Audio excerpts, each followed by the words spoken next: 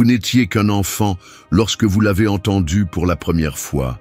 Peut-être votre grand-mère vous l'a-t-elle murmuré en vous tenant la main, ou peut-être votre père le répétait-il chaque soir comme un bouclier pour vos rêves. Ce verset vous semblait sûr, puissant. Vous ne saviez pas ce qu'il signifiait exactement, mais quelque chose dans ces mots enveloppait votre cœur comme une couverture. Alors vous l'avez répété, encore et encore. Celui qui demeure sous l'abri du Très-Haut repose à l'ombre du Tout-Puissant. Psaume 91. Le verset qui vous a élevé, le verset qui, vous le pensiez, vous protégeait. Mais maintenant que vous êtes plus âgé, et les choses ne semblent plus sûres, parce que ces derniers temps, vos prières semblent sèches, la maison est lourde, vous vous réveillez sans cesse au milieu de la nuit, la poitrine serrée, les pensées qui s'emballent, l'âme en peine, et vous ne savez pas pourquoi. Vous récitez le verset, vous avez mémorisé le chapitre entier, vous l'avez déclaré, partagé, réclamé. Mais si vous êtes honnête, vraiment honnête, ça ne fonctionne plus comme avant. Vous vous sentez exposé, vulnérable. Vous commencez à vous demander si l'ennemi n'est pas déjà à l'intérieur. Et voici la partie dont personne ne vous avait prévenu. Peut-être l'avez-vous invité à entrer en tenant votre Bible. Voyez-vous, Satan n'a pas besoin de vous entraîner dans la sorcellerie ou l'athéisme. Il a juste besoin que vous utilisiez les Écritures comme un rituel, sans relation. Et le psaume 91 est l'un de ses pièges préférés. Non pas parce que les mots sont faux, mais parce que, prononcés sans alignement avec Dieu, ils deviennent un bouclier percé, une épée sans tranchant. On vous a enseigné que ce verset était une promesse, et c'en est une. Mais personne ne vous a parlé de la condition cachée dans la toute première ligne. Celui qui demeure. Il ne visite pas, il ne cite pas, il ne récite pas, il demeure. Et c'est là que la douleur commence à monter, car vous réalisez que vous campiez près de Dieu, mais que vous ne viviez pas avec lui. Vous courez vers lui, paniqué.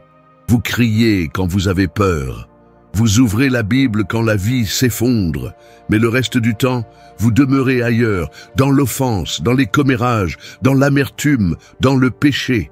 Et c'est là que l'ennemi observe, discrètement, patiemment, jusqu'à ce que le verset ne soit plus qu'un bruit de fond spirituel. Et alors, il frappe. Soyons réalistes. Il y a une raison pour laquelle vous pouvez réciter le psaume 91 et avoir l'impression que l'enfer est chez vous. Parce que les démons ne tremblent pas quand vous citez les Écritures, ils tremblent quand vous les vivez. Et il y a une différence énorme entre connaître le verset et devenir le verset, entre prononcer les mots et marcher avec l'autorité qui les sous-tend. Et l'ennemi sait exactement comment exploiter cette lacune. Il vous laissera réciter le verset tant que vous resterez déconnecté de sa source. Et voici le cauchemar que personne ne veut admettre. Vous pouvez prêcher la lumière, tout en vivant dans les ténèbres. Combien de fois avez-vous récité le psaume 91 en ignorant la voix du Saint-Esprit? Combien de fois avez-vous lu la promesse de protection, tout en vous accrochant secrètement à ce que Dieu vous a dit de laisser tomber? Peut-être est-ce à cause de cette relation toxique, cette habitude que vous excusez sans cesse, cette amertume que vous appelez limite, cette peur que vous spiritualisez en discernement. Tout cela crée un fondement juridique, tout cela ouvre des portes. Et lorsque vous proclamez la protection d'une maison remplie de rébellion, vous ne chassez pas l'ennemi, vous lui en donnez les clés. Si ce message a touché votre âme, si vous avez ressenti des batailles invisibles dans votre maison, des prières sans réponse et un silence qui hante vos nuits, écrivez « Amen » dans les commentaires. Pas seulement par un mot, mais comme une déclaration que vous êtes toujours debout, toujours croyant, toujours en train de vous battre. L'enfer a peut-être essayé, mais tu es toujours là. Commentaire « Amen » si vous refusez d'abandonner votre foi, si cela vous touche profondément. Si vous avez l'impression que je m'adresse directement à vous, comme si quelque chose révélait ce qui se cache dans votre vie depuis des années, alors vous devez faire une pause d'1 seconde et regarder le tout premier lien dans le commentaire épinglé. Non, je ne vous fais pas une autre promesse de bien-être. Ce que vous y trouverez, c'est un chemin, un processus, un chemin forgé par le feu spirituel et un véritable combat, car ce que vous traversez en ce moment n'est pas une attaque aléatoire, c'est un schéma, un cycle. Et si vous ne l'affrontez pas avec lucidité et force, cela se reproduira. Vous avez prié, mais vous vous sentez toujours bloqué. Vous vous êtes battu, mais vous avez silencieusement perdu pied. Voici pourquoi. Il y a quelque chose qu'on ne vous a pas appris, quelque chose qu'on ne vous a jamais montré. Mais maintenant, c'est à portée de main. Cliquez sur le premier lien du commentaire épinglé. N'attendez pas une nouvelle attaque. N'attendez pas d'être complètement épuisé. C'est le moment de reprendre enfin le contrôle de votre territoire spirituel. Discrètement, puissamment. Allez-y maintenant, avant qu'il ne disparaisse. Et le plus triste, tu ne le savais pas. Tu croyais vraiment faire le bon choix. Car personne ne t'avait dit qu'un verset n'avait pas d'effet magique. Qu'on ne pouvait pas vivre dans l'obscurité et espérer que la lumière te protège, que citer les Écritures sans abandonner sa vie n'est que du bruit dans le monde spirituel, et le diable ne respecte pas le bruit. Il respecte le sang, l'abandon, la sainteté, le genre de vie qui saigne Jésus même en silence, le genre de foi qui secoue l'enfer même quand personne ne regarde. C'est pourquoi ce verset semble impuissant aujourd'hui. Non pas parce que Dieu a changé, mais parce que vous avez dérivé, parce que vous avez bâti votre foi sur des mots plutôt que sur la présence, parce que vous avez traité le psaume 91 comme une ceinture de sécurité spirituelle, plutôt qu'une alliance. Et au fond de vous, vous le ressentez, cette distance, cette douleur, cet espace froid entre ce que vous dites et votre façon de vivre. Et ce verset qui vous rassurait autrefois, vous hante maintenant, parce qu'à chaque fois que vous le prononcez, votre âme murmure « ça ne marche pas, quelque chose ne va pas ». Mais ce murmure n'est pas une condamnation, c'est une invitation, une alarme divine, un avertissement sacré d'un Dieu qui vous aime encore assez pour vous réveiller. Car le pire qui puisse arriver n'est pas que le psaume 91 cesse de fonctionner. C'est que vous continuiez à faire semblant, alors que l'ennemi se promène librement dans votre foyer, à travers vos enfants, votre mariage, vos pensées, votre paix. Et c'est peut-être pour ça que tu es là, à lire ceci, un peu tremblant. Parce que tu le sais, tu l'as ressenti, le poids, l'inquiétude, la bataille invisible qui s'infiltre sans cesse dans tes nuits. Et tu as désespérément besoin de quelque chose de réel, pas de mots, pas de rituel, mais d'un changement, d'un sauvetage, d'un nouveau départ. Et mon ami, voici la vérité à laquelle tu dois t'accrocher. Dieu n'est pas en colère parce que tu as mal utilisé le psaume 91. Il est navré que tu aies cru devoir le faire. Vous n'avez pas besoin de manipuler les Écritures pour vous protéger. Il vous suffit de rentrer chez vous, de vous y installer à nouveau. Pas de visite, pas de panique et de prière, mais d'y demeurer. Et lorsque vous le ferez, lorsque votre vie s'harmonisera avec celui qui a écrit ces mots, le verset brûlera à nouveau. Il vous coupera à nouveau, il vous protégera à nouveau, non pas grâce à votre voix, mais grâce à votre soumission. Et c'est là que nous allons maintenant, dans le piège qui transforme ce verset sacré en une porte par laquelle l'ennemi peut passer, sans se faire remarquer. Vous aviez de bonnes intentions, vraiment. Vous pensiez que prier le psaume 91 érigerait un mur si solide que rien ne pourrait le traverser. Vous croyiez qu'en prononçant ces mots, le mal se disperserait, que la maladie passerait, que les cauchemars cesseraient, que vos enfants seraient en sécurité.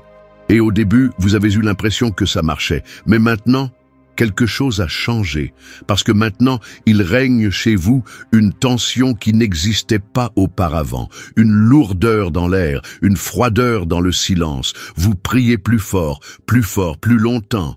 Mais c'est comme prier dans le vide, vos mots rebondissent, et au fond de vous, quelque chose murmure. Tu as raté quelque chose, et ce murmure est vrai. Car voici ce que personne ne vous a dit. Citer l'Écriture sans autorité, c'est comme crier à travers une porte verrouillée. Les mots peuvent être justes, mais l'accès est refusé. Le psaume 91 n'a jamais été conçu comme une formule. Il devait être un fondement. Mais lorsqu'on l'utilise comme un charme, cela se retourne contre nous, car l'ennemi ne craint pas les versets, il craint l'obéissance. C'est là que ça devient dangereux. Quand on commence à considérer la parole de Dieu comme un outil plutôt que comme une vérité, on s'aventure sur un terrain spirituel que Satan connaît mieux que nous. Souvenez-vous, il a utilisé les Écritures dans le désert.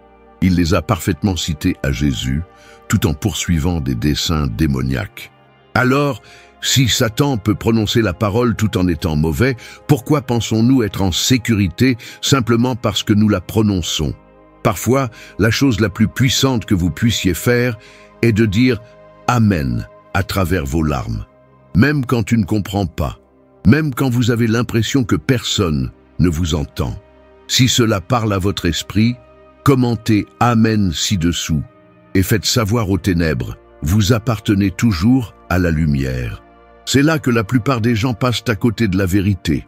Ils croient que connaître la Bible les protège. Mais Satan ne s'attaque pas aux mots, il s'attaque au cœur qui les sous-tend. Il cherche les failles, l'hypocrisie, l'amertume, le péché secret.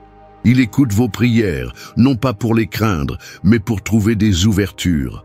Car chaque fois que vous citez une promesse sans la vivre, c'est comme activer un système de sécurité et laisser la porte de derrière grande ouverte.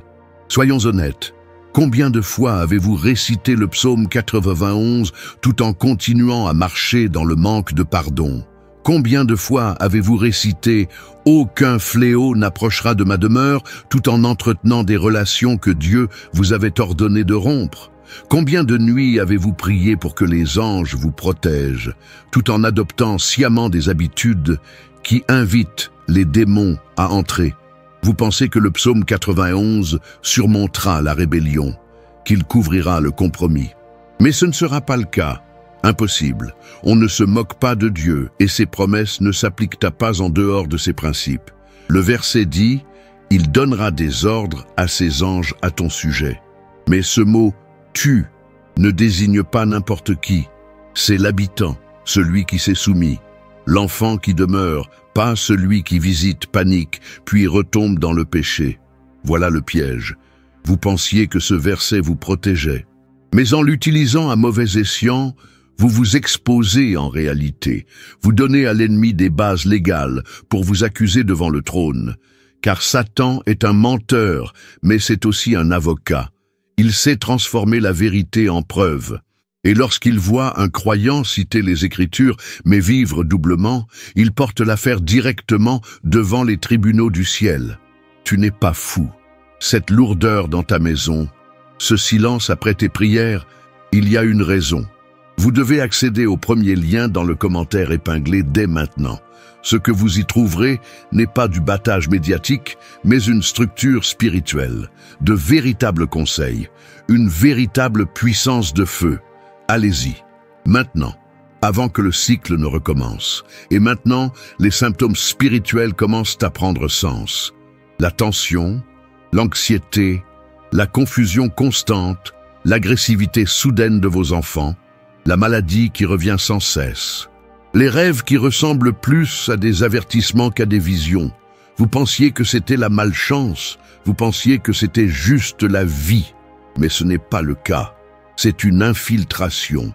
Et le plus dur à accepter, c'est que vous avez peut-être ouvert la porte. Un verset aux lèvres. Pensez-y. Un verset censé vous protéger, devenant la porte même dont Satan avait besoin pour s'introduire. Pourquoi? Parce que lorsqu'un verset est séparé de la repentance, il devient religion. Et la religion n'effraie pas les démons, elle les renforce.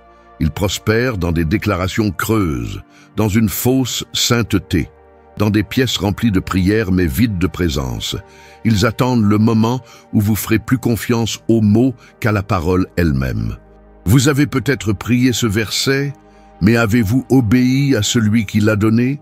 Vous avez peut-être crié le psaume 91 à votre famille, mais avez-vous coupé la musique, les écrans, les conversations qui attristent le Saint-Esprit? Car si vous citez des promesses tout en accueillant du poison, ne soyez pas surpris si les ténèbres persistent.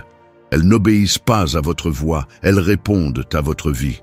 Il ne s'agit pas d'une condamnation, C'est un réveil, car Dieu, dans sa miséricorde, vous fait ressentir le poids d'une vérité mal utilisée afin que vous ne construisiez pas une théologie fondée sur une fausse sécurité. Car trop de chrétiens sont attaqués, non pas parce qu'ils font quelque chose de mal, mais parce qu'ils font le bien de la mauvaise manière. Et le psaume 91, sans l'avis du psaume 51, devient un piège, un beau verset enveloppé dans une vie rebelle. Et maintenant, que faire lorsque l'arme même que vous pensiez vous protéger se révèle être un déclencheur de guerre? Vous revenez en arrière, au commencement, au lieu secret. Pas seulement le verset, mais la voix. Pas seulement la promesse, mais la présence. Vous vous repentez, vous vous réorientez, vous réapprenez ce que signifie demeurer. Car c'est là le changement qui brise le cadre juridique de l'enfer. Quand vous cessez d'utiliser des versets pour contrôler Dieu et commencez à les utiliser pour vous soumettre à lui. Quand le psaume 91 n'est plus votre filet de sécurité, mais votre déclaration d'alliance, c'est alors que le démoniaque doit fuir. C'est alors que le poids s'allège. C'est alors que les murs respirent à nouveau. Car désormais, vous ne vous contentez plus de parler de protection. Vous la vivez. Et c'est là que nous allons maintenant, vers la guerre qui éclate quand on parle avec lumière, mais qu'on vit dans l'obscurité. Vers la réalité obsédante que toutes les attaques ne viennent pas de l'extérieur. Certaines sont locales, nées de compromis, nourries par la routine, soutenues par des versets prononcés dans une maison où Dieu ne se sent plus le bienvenu. Ça ne s'est pas produit d'un coup. C'est ce que la plupart des gens oublient. Quand la porte s'est ouverte, elle ne s'est pas ouverte en grand dans une rafale de vent spectaculaire, ni avec le froid évident du mal entrant dans la pièce. Elle a grincé, lentement, doucement, presque respectueusement, comme si l'obscurité ne voulait pas vous effrayer, juste être invité. Et c'est exactement ce qui s'est passé. Car lorsque les Écritures servent de décoration plutôt que de fondement, elles créent une dangereuse illusion. On se sent spirituellement en sécurité tout en étant exposé. Et pendant un temps, cette illusion suffit. La maison paraît bénie. Les mots sur le mur disent « Celui qui demeure dans le lieu secret du Très-Haut ». La Bible est ouverte sur la table. Il y a peut-être même une musique de louange en fond sonore, mais derrière tout cela se cache une maison où Dieu est mentionné, mais où il n'obéit pas. C'est là que les schémas commencent. Cauchemar. Pas toutes les nuits, juste assez pour perturber votre sommeil. Dispute, tension qui, de minime, devient explosive sans prévenir. Ombre dans les coins de votre champ de vision. Fatigue qui semble spirituelle.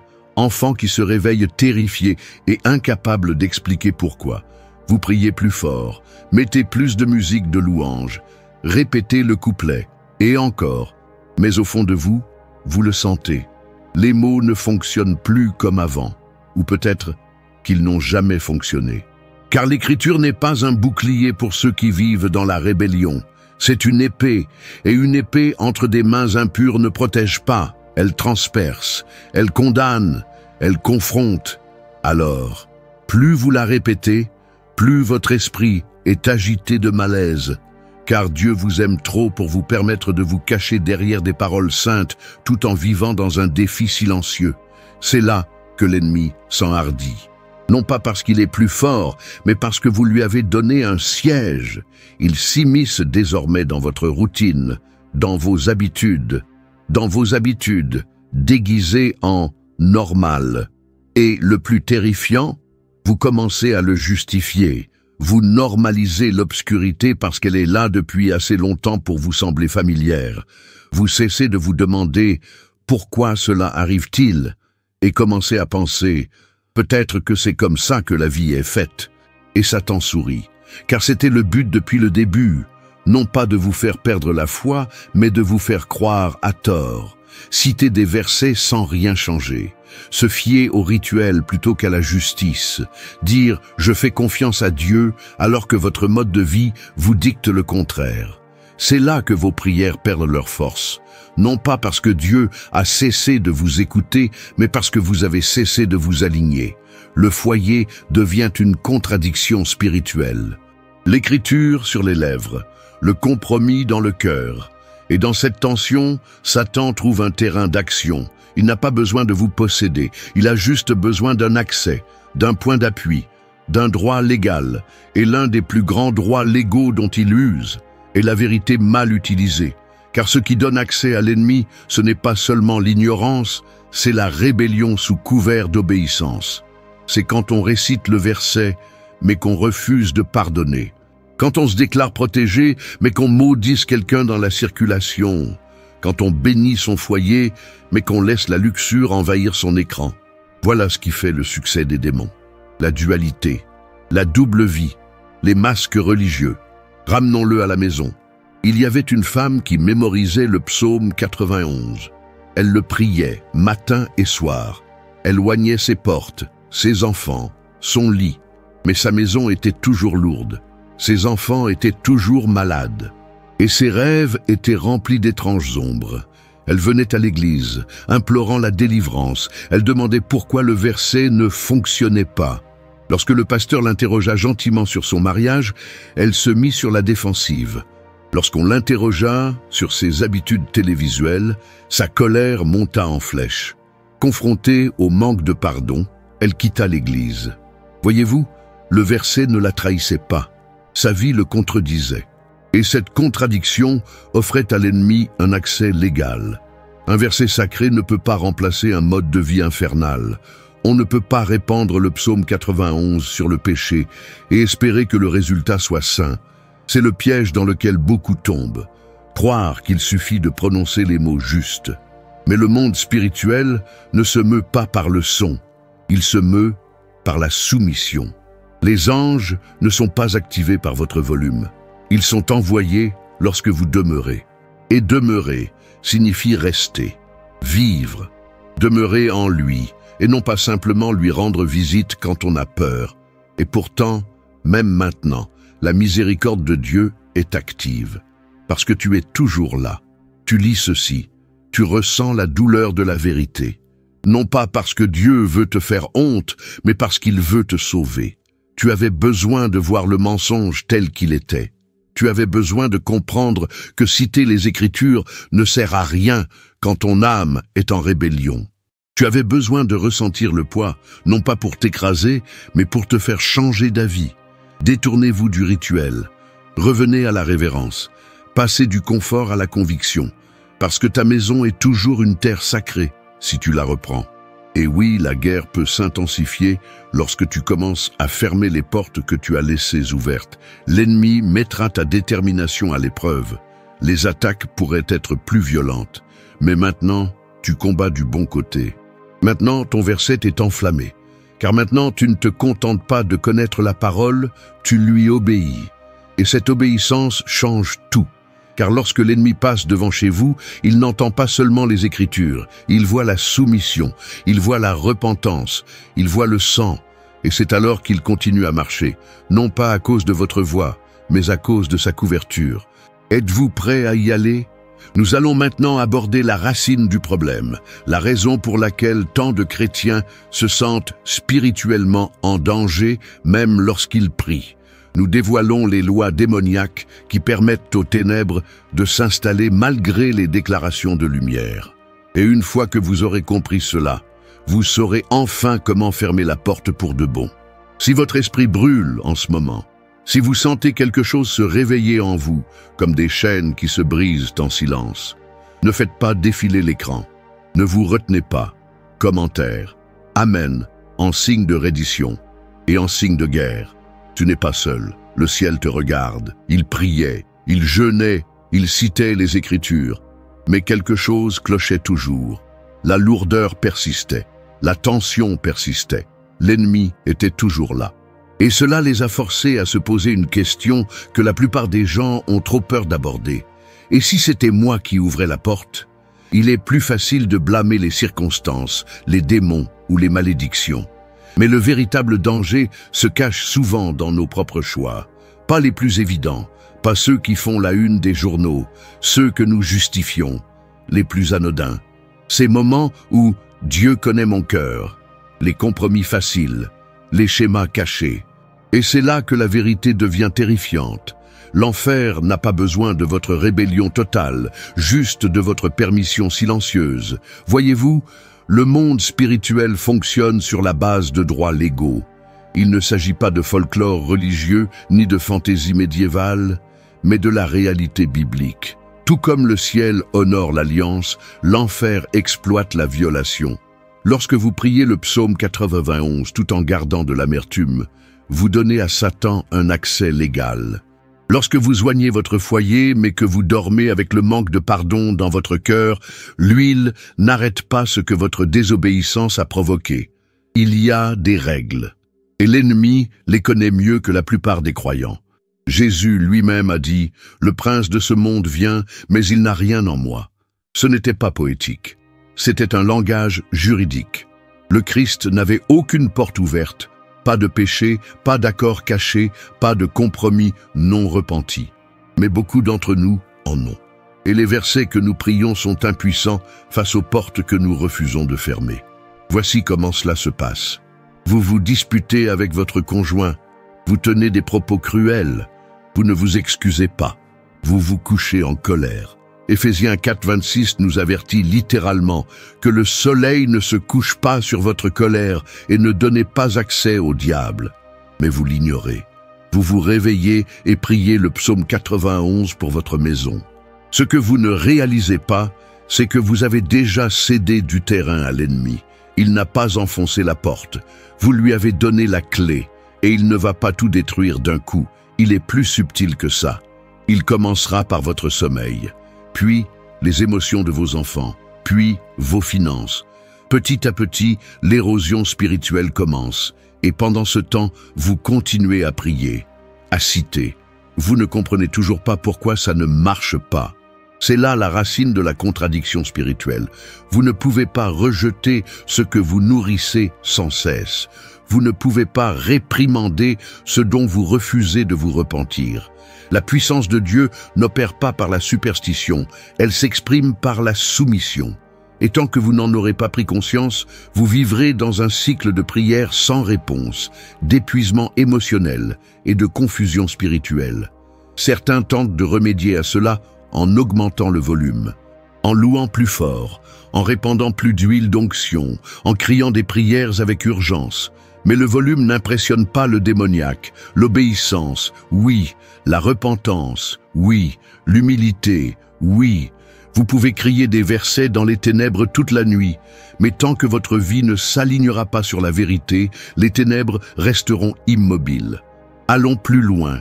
Chaque péché caché est une porte ouverte.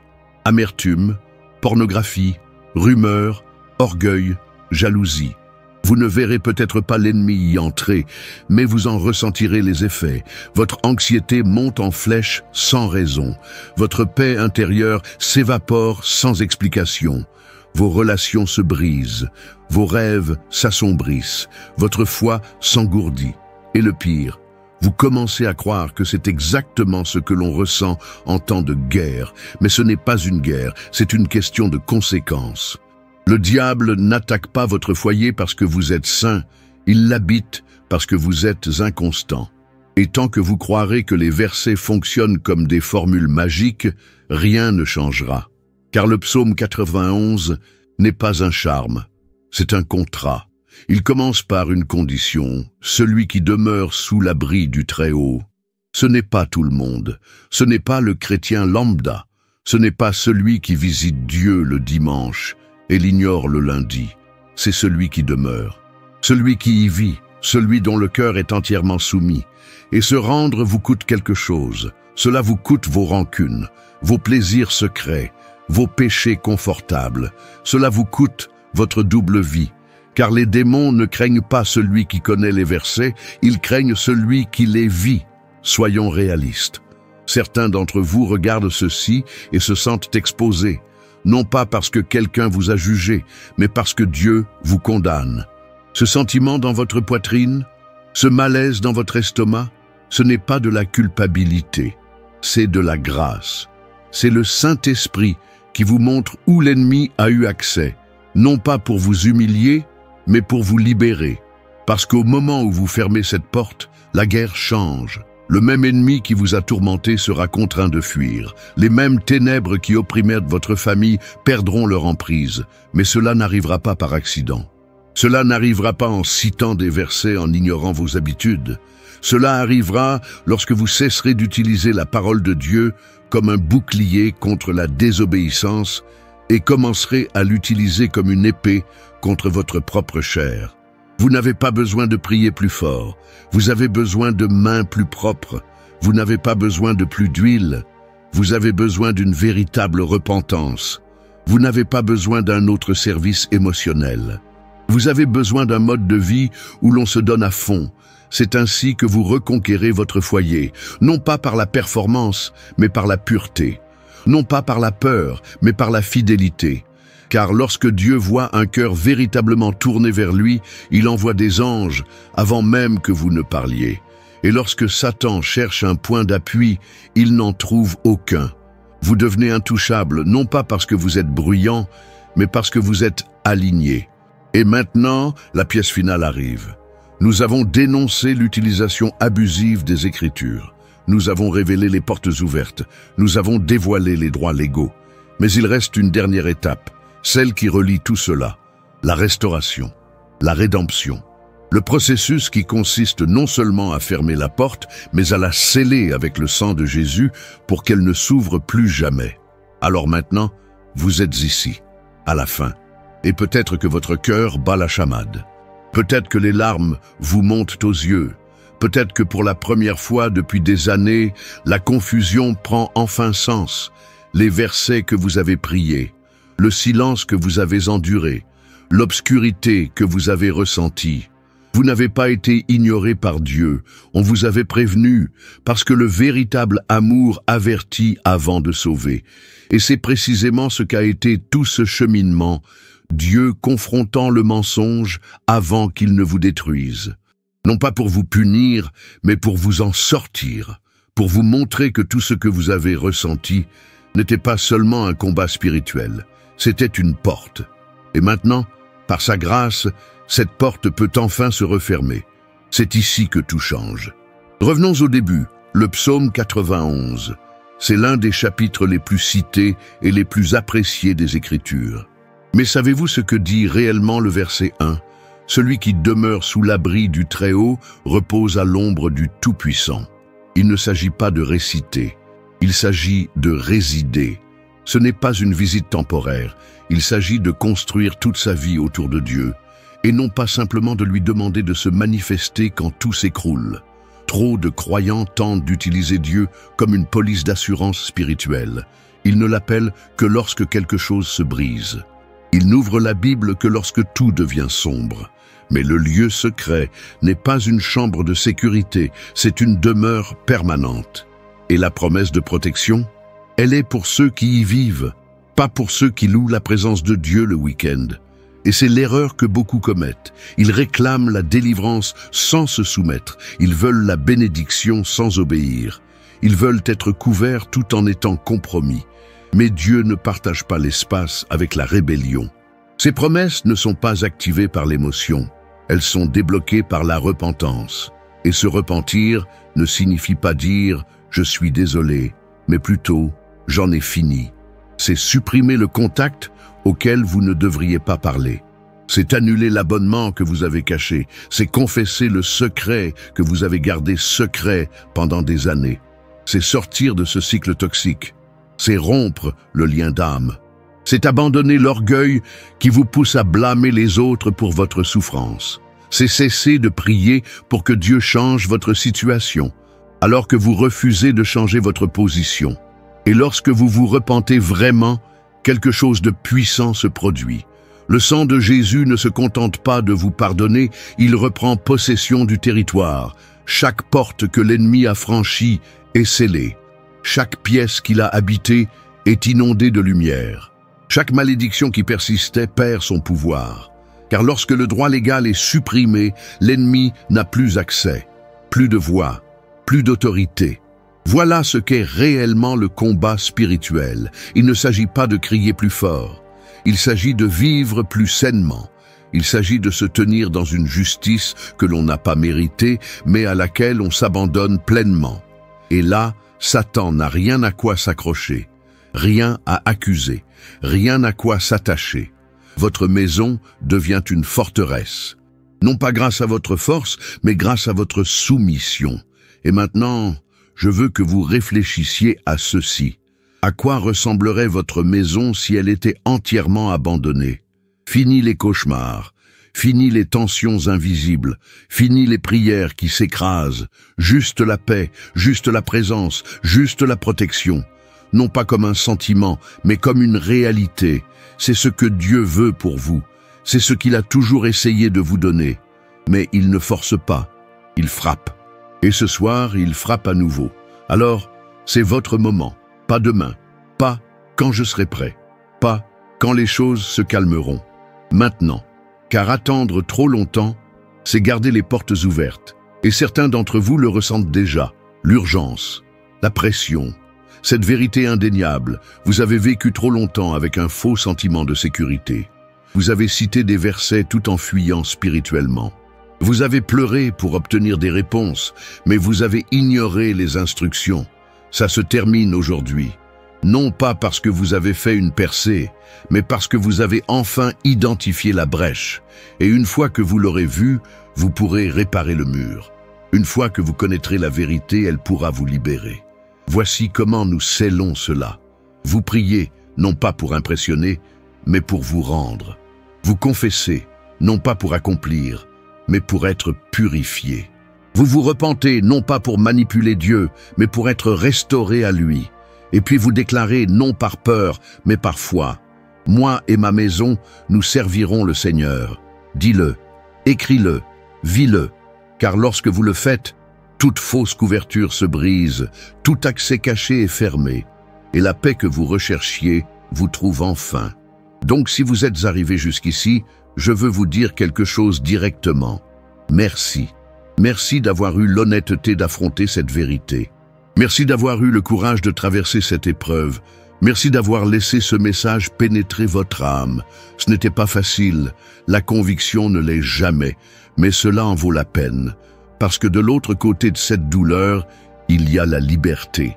De l'autre côté de cette exposition, il y a la guérison. Et de l'autre côté de cette reddition, il y a une vie entièrement protégée, non seulement par des mots sur une page, mais par la puissance d'un Dieu qui a maintenant tout votre cœur. Alors vas-y, scellez la porte, oignez votre maison, nettoie ton cœur. Et cette fois, laissez le verset fonctionner, parce que maintenant, ce n'est plus seulement quelque chose que vous dites, c'est quelque chose que tu vis.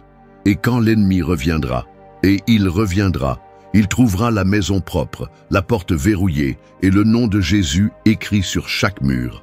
Que Dieu vous bénisse, que sa présence emplisse votre foyer, et que vous ne viviez plus jamais dans l'illusion de la sécurité, mais que vous marchiez dans la réalité de sa protection.